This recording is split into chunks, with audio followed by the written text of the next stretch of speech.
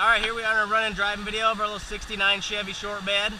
Got the lights going, the four-way flashers. One little bit annoying thing about this truck, you know, it's an old truck type stuff, is the latch probably needs a little bit of WD-40 or a little bit of messing with, because you got to pull the latch and sometimes you got to just give the hood a little slap and it'll pop up and the way it goes. But also when you go to shut it, the little arm that goes up, sometimes it'll fall too far forward, too far back, and you got to line it up with the opening on the hood, and then you can shut it all the way down.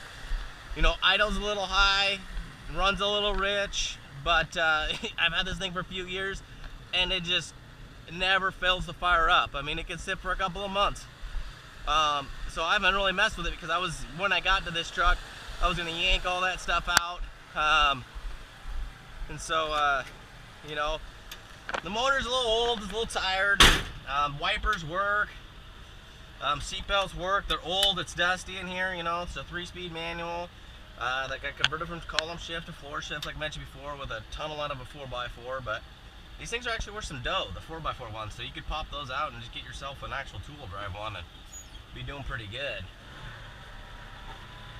I'm not too sure if the heater works or not, but there isn't a whole lot of fuel in here, but the fuel gauge does work. You'll see it bounce around and stuff. There's about 2.5, 3 gallons in it. Wipers work, but they're pretty crispy.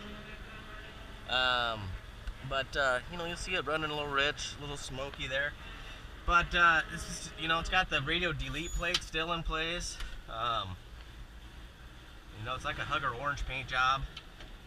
I start off in second, so to me it's almost like a 2-speed manual, because first gear is just, you know, I'll start off in it, you know, or I'll show you reverse is all the way over and down to the left. You know, does that manual transmission whine.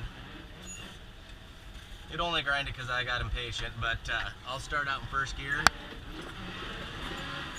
that's about it. Off into second.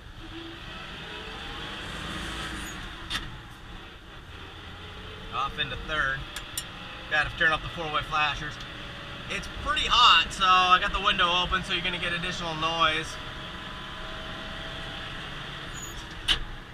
Or it's a 4-speed, sorry about that, but I got so used to thinking it was a 3-speed, but it's a 4-speed. So it's it was a 3-speed on the tree originally. Someone took it out and put a 4-speed on the floor.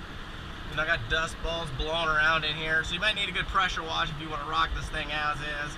Tires got a little old, not a lot of dry cracks, but you know, I'm doing 50.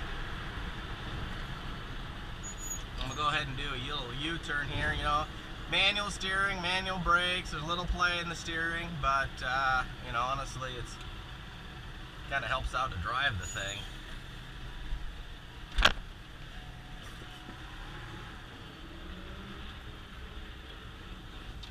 You know, if you plan on driving this thing on a daily basis, I do some stuff to it just because I just stumble a little bit. You know, you got to get the clutch all the way in. The clutch feels good. You know, grabs right where it should. It's nice and stiff right there. You know, 4th gear. So I mean, this thing probably tops out about 70. You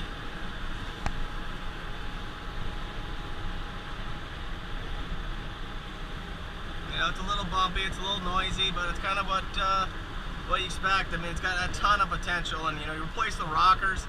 But I mean, what I wanted to do to this thing, and what I love someone to do, is just replace the rockers, the cab corner, blend them in, and keep this originalness. Replace the grill, swap the bumpers, but